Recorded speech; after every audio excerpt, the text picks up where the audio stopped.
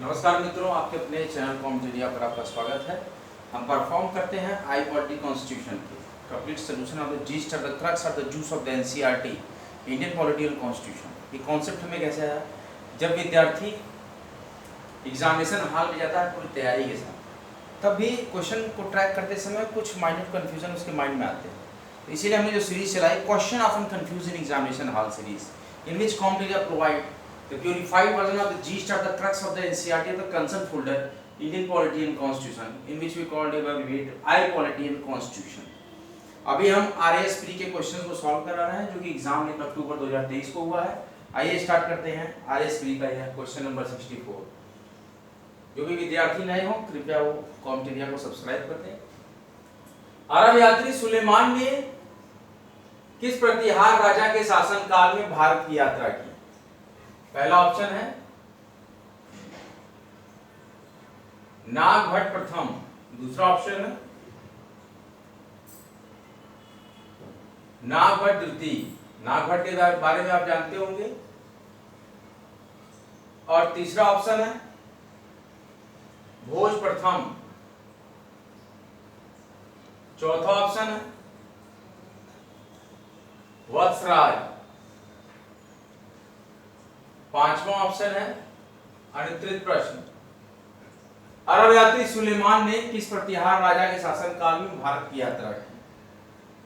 तो अरब यात्री सुलेमान ने नागभट्ट प्रथम के शासन काल में, नागभट्ट द्वितीय के शासन काल में, भोज प्रथम के शासन काल में, वत्सराज के शासन काल में, अनुत्तरित प्रश्न। देखिए थर्ड ऑप्शन करेक्ट है। भोज प्रथम के शासन काल में अरब यात्री सुलेमान ने शासन काल में भारत की यात्रा की थी, क्योंकि प्रतिहार राजा थे। Question number 65।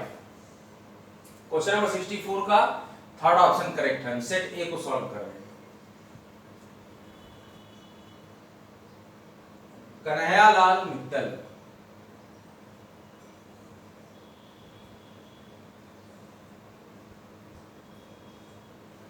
मांगीलाल बाबिया, ध्यान दीजिएगा क्वेश्चन पे। कन्हैयालाल मित्तल, मांगीलाल बाबिया और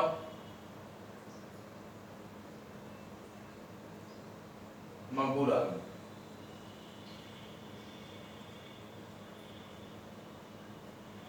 निम्नलिखित किस प्रजामंडल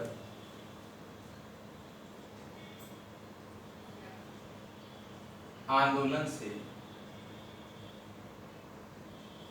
संबद्ध थे? किस प्रजामंडल आंदोलन से संबद्ध थे? पहला है बांसवाड़ा डिस्ट्रिक्ट है राजस्थान की, राज्य प्रजामंडल। दूसरा ऑप्शन है झालावाड़ राज्य प्रजामंडल। तीसरा ऑप्शन है करौली राज्य प्रजामंडल। चौथा ऑप्शन है बूंदी राज्य प्रजामंडल।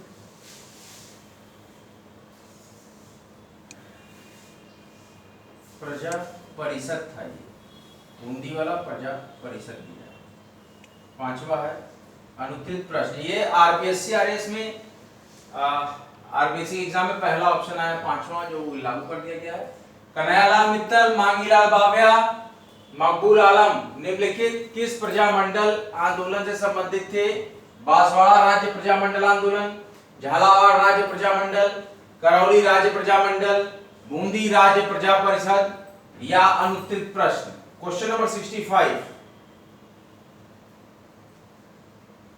तो कन्हैयालाल मित्तल, मांगीलाल बाबिया, मकबूल आलम ये किस प्रजामंडल आंदोलन से संबंधित थे? ये सेकंड ऑप्शन 65 का सेकंड, झालावाड़ राज्य प्रजामंडल आंदोलन से संबंधित थे। Question number 66। तो क्वेश्चन नंबर 65 का सेकंड ऑप्शन करेक्ट है। मत्स्य संघ का बृहद राजस्थान में विलय कब हुआ?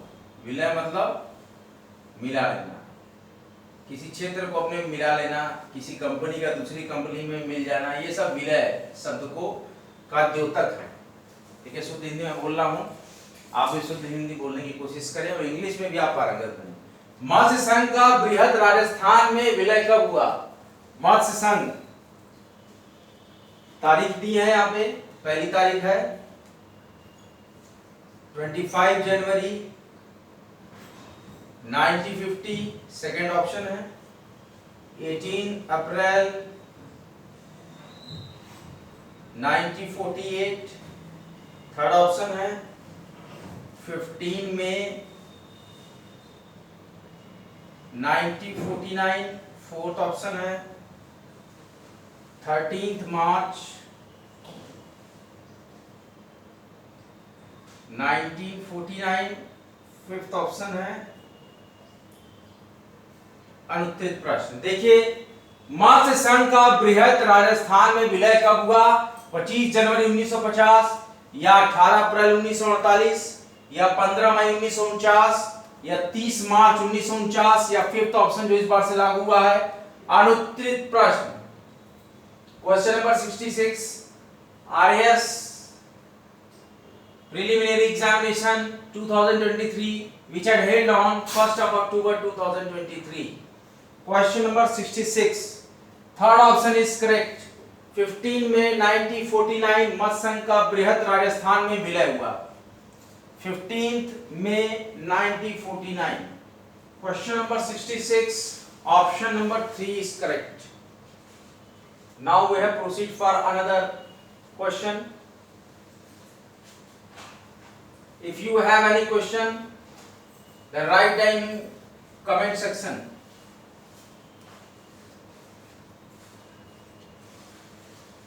Question number 67। Question number 67। Question number 67 says that एक ही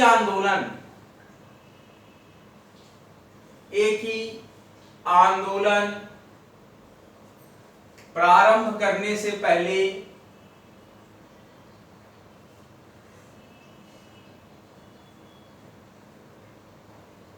मोतीलाल तेजावत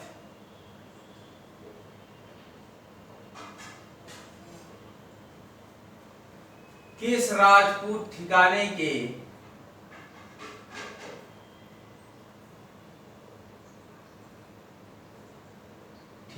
में कामदार के पद पर कार्यरत थे? Question mark. एक ही आंदोलन प्रारंभ करने से पहले मोतीलाल तेजावत किस राजपूत ठिकाने में कामदार के पद पर कार्यरत थे? First option Salumbar, second Jhadol, third Devgarh, fourth Kotharia and fifth as you know अनुत्तरित प्रश्न। एक ही आंदोलन प्रारंभ करने से पहले मोतीलाल तेजावत किस राजपूत ठिकाने में कामदार के पद पर कार्यरत थे? क्या स्लुम्बर में थे, क्या झालोड़ में थे, क्या देवगढ़ में थे, क्या कोठारिया में थे, या fifth option? As you know that from at this earlier examination we have the fifth option also for RPSC examination, that अनुत्तरित प्रश्न। Which one of these are the correct answer? That have second option is correct, Jhadol. एक ही आंदोलन प्रारंभ करने से पहले मोतीलाल तेजावत झाड़ोल ठिकाने में कामदार के पद पर कार्यरत थे। Question number 67 option number 2 is correct, Jhadol. Now we have proceed for the another question, question number 68। We have solved the RPSC, RAS, PT examinations full described solution which I held on 1st October 2023. Now question number 68, Jhadol in Udaipur, Jhadol, Udaipur, Kurala, Nagaur, Jhadol, Udaipur, Kurala, Nagaur and Savdiya,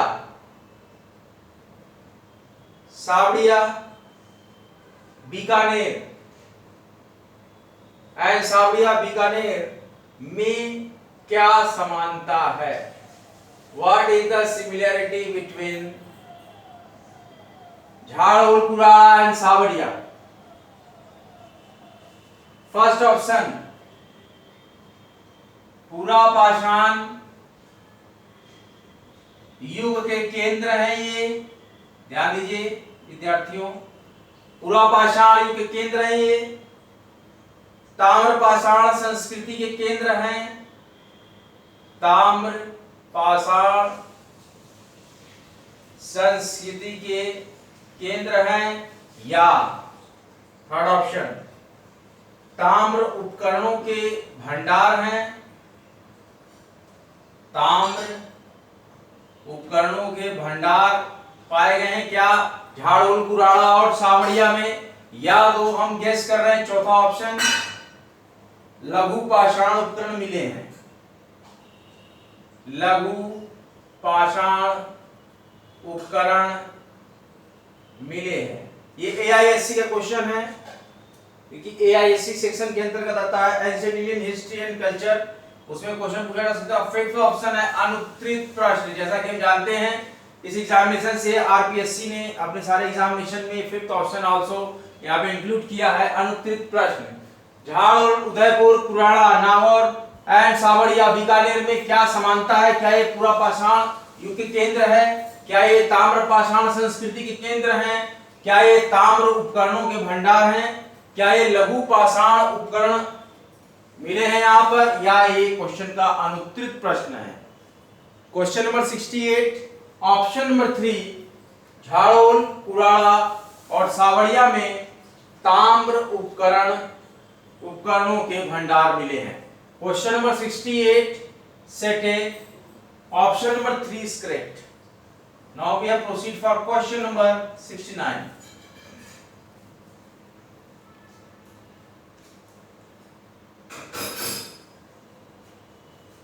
किस प्राचीन स्थल के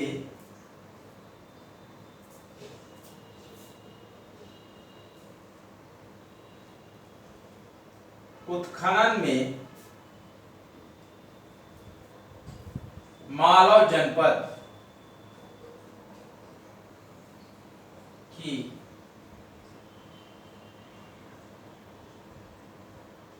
लौह सामग्री की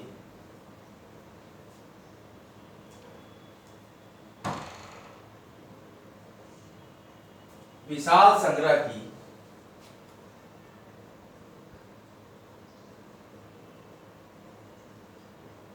जानकारी प्राप्त हुई? फर्स्ट ऑप्शन नगरी, नगरी ये कहां पाई जा रही है? मध्यमिका, ध्यान दीजिएगा। और जो सेकंड ऑप्शन यहां पे आ जाता है नगर, इसको कहते हैं नैनवा। और थर्ड ऑप्शन कहता है रैड, रैड ये है टोंक में, टोंक एक जिला है राजस्थान का। और फोर्थ ऑप्शन कहता है सांभर, सांभर झील के बारे में आप जानते होंगे। फिफ्थ ऑप्शन कहता है कि ये प्रश्न अनुत्तरित है, अनुत्तरित प्रश्न। किस प्राचीन स्थल के उत्खनन में मालव जनपद की लौह सामग्री के विशाल संग्रह की जानकारी प्राप्त हुई है? क्या नगरी में जो कि मध्यमिका है, क्या नगर में जो कि मैनवा है, क्या रैण में जो कि टोंक में है, क्या सांबर में? और जैसा कि कहा जा रहा है कि आरपीएससी में इस एग्जामिनेशन से अनुत्तरित प्रश्न का ऑप्शन ऐड किया गया है, तो क्या फिफ्थ ऑप्शन करेक्ट होगा? आपको यहाँ पर जज करना है कि किस प्राचीन स्थल के उत्खनन में मालव जनपद की लौह सामग्री के विशाल संग्रह की जानकारी प्राप्त हुई है। क्या नगरी का, नगर का, रैल का या सांबर का? फिर से सुन लीजिए क्वेश्चन। निम्न में से किस प्राचीन स्थल के उत्खनन में मालव जनपद की लौह सामग्री के विशाल संग्रह की जानकारी प्राप्त हुई है? नगरी में जिसको मध्यमिका कहते हैं, नगर में जिसको नैनवा कहते हैं, रैल में जिसको टोंक है, और जो सांबर है अब या तो अनुत्तरित प्रश्न। इसमें देखिए क्वेश्चन नंबर 69 का ऑप्शन नंबर 3 रैन में, जो टोंक जिले में है। रैन कहां पे है? टोंक जिले में है। राजस्थान में टोंक जिला भी एक महत्वपूर्ण स्थान रखता है। तो क्वेश्चन नंबर 69 का ऑप्शन 3 रैन, रैन जो कि टोंक में पड़ता है। तो उस स्थल से निम्नलिखित में से किस प्राचीन स्थल के उत्खनन में? तो रैन के उत्खनन में। कौन सा प्राचीन स्थल? रैन, रैन जो कि टोंक जिले में आता है। इसकी लौह सामग्री के विशाल संग्रह की जानकारी प्राप्त हुई है और मालव जनपद की 69 का ऑप्शन 3 करेक्ट है। Now we have proceed for question number 70. We have solved the RPSC RSPT examination full described solution which we had held on 1st of October 2023. Now we have proceed for question number 70. Ajmer का पराक्रमी चौहान शासक, अजमेर का पराक्रमी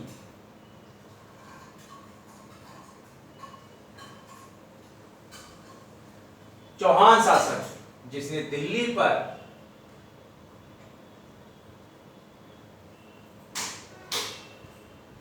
विजय प्राप्त कर उसे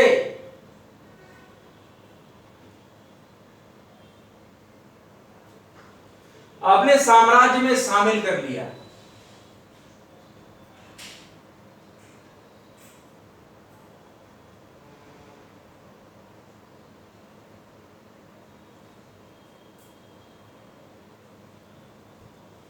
वो था कौन था वो शासक? पहला option Arnoraj, Arnoraj. Second option Vigraharaj चतुर्थ, विग्रहराज चतुर्थ। थर्ड ऑप्शन पृथ्वीराज तृतीय।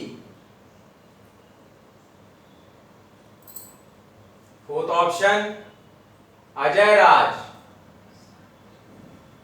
Fifth option as you know अनुत्तरित प्रश्न। अजमेर के पराक्रमी चौहान शासक जिसने दिल्ली पर विजय प्राप्त करके उसे अपने साम्राज्य में शामिल कर लिया, वो शासक कौन था? क्या अर्णोराज था? क्या विग्रहराज चतुर्थ था? क्या पृथ्वीराज तृतीय था?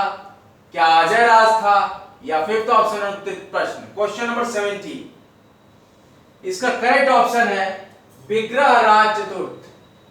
अजमेर का पराक्रमी चौहान शासक विग्रहराज चतुर्थ जिसने दिल्ली पर विजय प्राप्त करके उसे अपने साम्राज्य में शामिल कर लिया। क्वेश्चन नंबर 70 का ऑप्शन 2 करेक्ट, विग्रहराज चतुर्थ। नाउ क्वेश्चन नंबर 71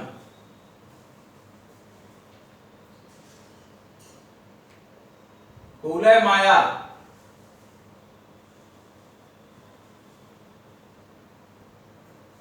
नामक कथा संग्रह।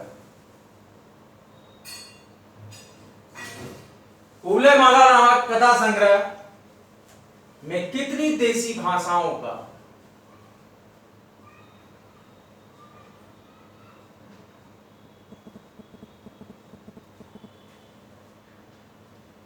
भाषाओं के नाम का उल्लेख हुआ है?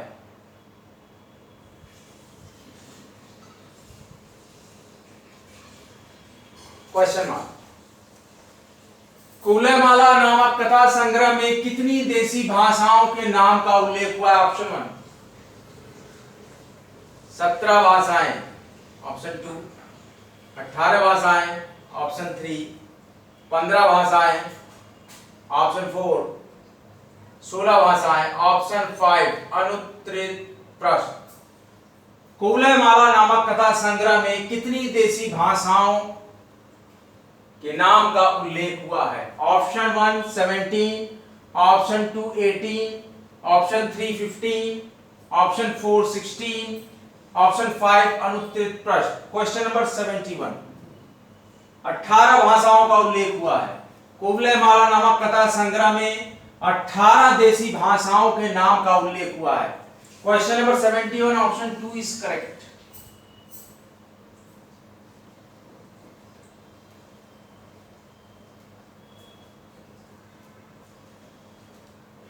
Now question number 72,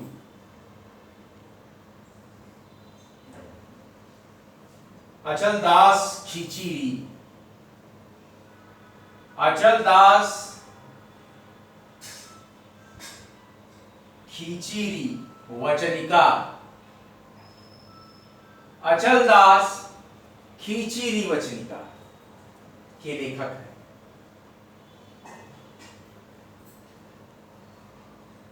What is the question?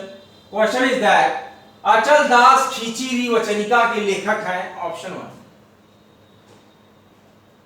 Kesari Singh Barhat,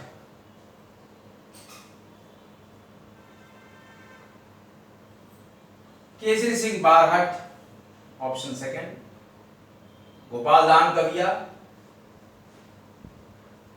Gopaldan Kaviya, third option Charan Shivdas, Charan Shivdas, fourth option Ramnath Kaviya, Ramnath Kaviya, and fifth option as you know that अनुत्तरित प्रश्न। अनुत्तरित प्रश्न जो ऑप्शन फिफ्थ लगाया गया है, जैसा कि हम देखते हैं कि बीपीएससी के एग्जामिनेशन में फिफ्थ ऑप्शन आता है, none of these are more than 1। इसी तरह यहाँ पर इस एग्जामिनेशन से पहला ही स्टार्ट किया गया आरपीएससी में अनुत्तरित प्रश्न। तो आने वाले examination second grade, first grade, महिला सुपरवाइजर, अन्य जो भी असिस्टेंट प्रोफेसर जो भी एग्जामिनेशन होंगे उसमें आपको ये फिफ्थ ऑप्शन अनुत्तरित प्रश्न देखने को मिलेगा। खैर हमारा क्वेश्चन है क्वेश्चन नंबर 72, अचलदास खींचीरी वचनिका के लेखक हैं केसरी सिंह बारहट, गोपाल दान कविया, चारण शिवदास या रामनाथ कविया या अनुत्तरित प्रश्न। इसके लेखक हैं अचलदास खींचीरी वचनिका के लेखक हैं चारण शिवदास। कौन है? चारण शिवदास, जो कि ऑप्शन नंबर 3 है। Set A RSP exam question number 72 option 3 is correct, Charan Shivdas, Charan Shivdas.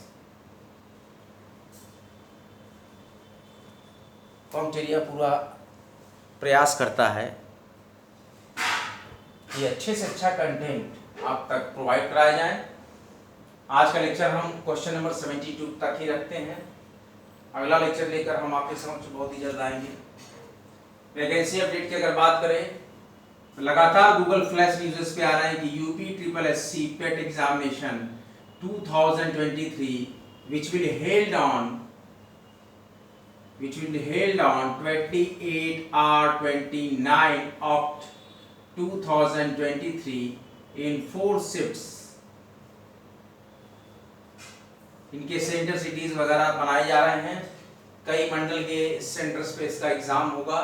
इसके साथ ही साथ डेडलाइन अगर देखें तो फॉर्म की एमपीपीसीएस 2023 प्रारंभिक परीक्षा के फॉर्म भर लीजिए आप। इसके एग्जाम की डेट भी हमारी डिक्लेयर कर दी गई है, 17 दिसंबर को एक्सपेक्टेड डेट रखी गई है पीटी एग्जामिनेशन की। इसके साथ ही साथ एमपीपीसीएस 2024 का भी कैलेंडर जो जारी किया गया उसमें preliminary exam state service examination भी 28 अप्रैल को प्रस्तावित किया गया है 2024 में। तो ये 2 एग्जामिनेशन आप पीएससी लेवल की अगर तैयारी कर रहे हैं उसके लिए बहुत ही महत्वपूर्ण भूमिका निभाता है। इसके साथ ही साथ यह नेशनल टेस्टिंग एजेंसी की तरफ से University Grant Commission National Eligibility Test and Junior Research Fellow examination which will held for JRF is under age 30 years for your category and assistant professor and lecturership examination for no age limit bar। ये सारे examination 6 दिसंबर से लेके 22 दिसंबर तक कराए जाएंगे। हमारा जो examination है ये है यूजीसी नेट दिसंबर साइकिल, यूजीसी नेट दिसंबर साइकिल। इसके साथ साथ एक डेपुटेशन वैकेंसी मुझे आज दिखी है, vacancies on deputation basis, vacancies on deputation basis in national security guards. NSG में 9 वैकेंसीज आई हैं डेपुटेशन बेसिस पे। जो भी जॉब में हैं वो देख सकते हैं इस जॉब को, जो भी forces paramilitaries police forces armed forces में हैं, वो 9 वैकेंसीज यहाँ पर डिफाइन की गई है नेशनल सिक्योरिटी गार्ड में, और जिसमें कि आपके हेडक्वार्टर्स हैं मानेसर, गांधीनगर, दिल्ली, चेन्नई, इस तरह से 5 हेडक्वार्टर हैं पूरे भारत में एनएसजी के। तो यहाँ थोड़ी थोड़ी पोस्ट, 1-2 पोस्ट करके डेपुटेशन बेसिस पे वैकेंसी आई है। इसको आप गूगल के थ्रू चेक कर लीजिएगा नेशनल सिक्योरिटी गार्ड की वेबसाइट पे, वहाँ पे आपको मिलेगा 9 vacancies for the deputation basis. जो नौकरी कर रहे हैं वो फिर नौकरी करना चाहते हैं अगर नेशनल सिक्योरिटी गार्ड में, उनको देश के प्रति एक निष्ठा, एक समर्पण, तो नेशनल सिक्योरिटी गार्ड में आप यहाँ पे एनएसजी में जॉब करने के लिए अगर सज्ज हैं तो आपके पास वो रिक्वायर्ड क्वालिफिकेशन जो कि एनएसजी की वेबसाइट पे आपको मिलेगी है, तो आप यहाँ पे 9 पोस्ट फॉर डेपुटेशन यहाँ पे अप्लाई कर सकते हैं। बने रहिए जमे रहिए आपके चैनल कॉम्पिटेरिया पर। हम यूपीएससी, ऑल स्टेट पीसीएस, उसके साथ ही साथ UPPSC review officer, assistant review officer, और उसके साथ ही हम MPPCS preliminary examination 2023 which is namely named as State Services Examination 2023 which will held on 17th of December 2023। इसके लिए तैयारी करने के लिए पूरी तरीके से सज्ज हैं। हम यहाँ पे परफॉर्म करते हैं इंडियन पॉलिटिकल कॉन्स्टिट्यूशन के complete purified matter of the yeast of the crux of the juice of the NCERT, और हम यहाँ पूरी तरीके से सज्ज हैं। हम आने वाले भविष्य में हम जुडिशियरी और एडवोकेसी के भी, जुडिशियरी एंड एडवोकेसी का मतलब हो गया जैसे एडवोकेट ऑन रिकॉर्ड परीक्षा या all India bar council examination, इस तरह के एग्जामिनेशन को हम एडवोकेसी लेवल में बोलते हैं। और जो आपका जूनियर जज, सिविल जज जूनियर डिवीजन, सिविल जज जूनियर डिवीजन का ये जुडिशियरी लेवल का एग्जाम हो गया। हम यहाँ पे क्लरिकल और ऑफिशियल एग्जाम की तैयारी नहीं कराते हैं, ध्यान दीजिए, लॉ लेवल की। और हम एलएलबी के भी जो स्टूडेंट हैं वो भी काफ़ी अच्छे से हमारे आई पॉलिटी एंड कॉन्स्टिट्यूशन को लेक्चर को देखकर नॉलेज ले सकते हैं। और हमने कुछ एलएलबी सैम्स के भी लेक्चर्स अर्लियर अपलोड किए हैं। आगे भी मैं कभी अगर समय मिलेगा तो कुछ सैम्स के लेक्चर्स को अपलोड कर दूंगा ब्रीफ डिस्कशन के साथ, जो कि हम एक एक्सपीरियंस लेते हैं एलएलबी करने के बाद। तो इस तरीके से हमने सारी वीडियोस अपनी अपलोड कर रखी है, आप देखिएगा। आप चैनल को सब्सक्राइब कीजिएगा, वीडियो को लाइक कीजिएगा, शेयर कीजिएगा। आगे भी हम राजस्थान पीसीएस प्री के क्वेश्चंस को सॉल्व कराते रहेंगे। हमने 72 क्वेश्चन तक करा लिया है, टोटल 150 क्वेश्चन आते हैं राजस्थान पीसीएस प्री में। बहुत ही जल्द हम 150 क्वेश्चन कंप्लीट कर लेंगे। उसके बाद हमारा जो national institution of transforming India, NITI Aayog से हमने जो वहाँ पे छोड़ा हुआ है, वहाँ से हम आई पॉलिटी कॉन्स्टिट्यूशन को फिर से कंटिन्यू कर लेंगे। बने रहिए जमे रहिए आपके अपने महत्वपूर्ण चैनल कॉम्पिटेरिया पर। हमारा टैगलाइन है स्टडी सिलेक्शन तक। हर एक विद्यार्थी के साथ, हर एक कंपटीटर के साथ, हर एक एक्सपीरियंस के साथ कंधे से कंधा मिलाकर कॉम्पिटेरिया हमेशा सज्ज रहेगा। आज का लेक्चर यहीं तक, अगला लेक्चर लेकर बहुत ही जल्द हम हाजिर होंगे। तब तक के लिए जय हिंद, जय भारत। कॉम्पिटेरिया को सब्सक्राइब करते रहें स्टडी सिलेक्शन तक।